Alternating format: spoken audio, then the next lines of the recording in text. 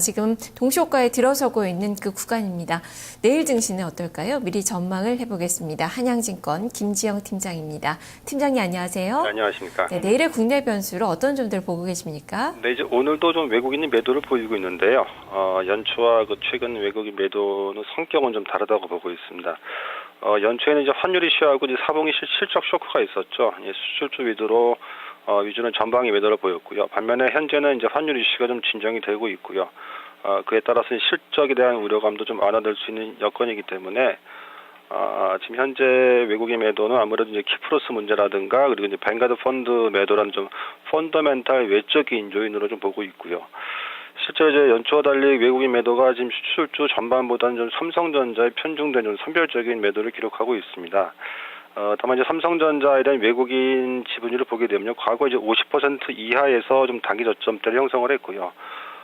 최근 삼성전자 거래량 추이를 보게 되면은 지난 15일까지 18일에 한 각각 70만 주, 50만 주대 거래된 이후에 20만 주대는 좀 급감을 하면서 좀 외국인의 급매물은 거의 좀 소화된 게 아닌가라는 좀 파악이 가능할 것 같습니다.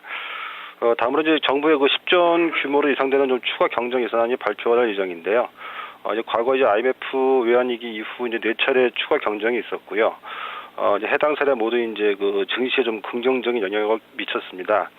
특히 이제 이번에는 그 재정 정책하고 이제 통화 정책의 좀 공조할 가능성이 높아짐에 따라서 이제 기준금리가 5개월째 동결 상태인데요. 다음 달 정도에 그 기준금리 인하될 것이라는 기대감도 좀 커질 수 있을 것으로 보고 있습니다. 네, 뭐 여러 가지를 점검을 해봐야 될 것 같네요.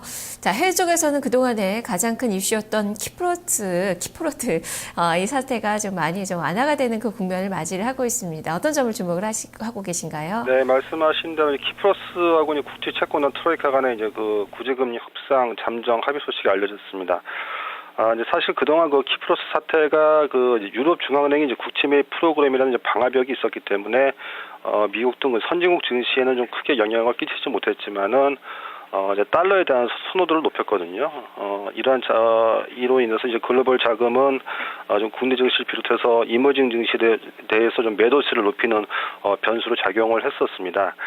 키프로스 구제금융이 결정되고 이제 달러 강세가 진정이 된다 그러면은 이머징 증시에서 좀 외국인 매도 압력은 좀 감소될 수 있을 것으로 그렇게 내다보고 있습니다. 예, 자 그러면 내일 증시는 어떻게 반등세 이어갈 수 있을까요? 전략과 함께 말씀해 주시죠. 추경 예산 편성하고 이제 정책 모멘텀이 좀 형성될 수 있고요. 키프로스 사태도 이제 해결의 가닥이 잡혀가고 있다는 점에서 코스피 좀 반등 흐름이 이어질 것으로 보고 있습니다. 다만 그 이제 외국인 매수세 전환이 좀 확인되기 전까지는 좀 본격적인 회복 기전은 좀 지연될 수 있다고 보고 있고요. 따라서 이제 1분기 실적 전망이 좀 긍정적인 IT하고 자동차 그리고 이제 관련 부품주하고 또 한 가지 이제 내수 부양 좀 정책 수혜가 기대될 수 있는 금융주로 좀 선별적인 대응이 유리하지 않나라고 판단하고 있습니다. 네, 알겠습니다. 말씀 잘 들었습니다. 감사합니다. 네, 내일의 흐름은 외국인의 매매가 좀 관건이다라는 관점에서 의견이 제시가 됐습니다. IT와 금융주 그리고 자동차주에 대한 전략을 세워보자라는 시각입니다. 한양증권 김지영 팀장과 함께 내일 증시에 대해서 미리 전망을 해봤습니다.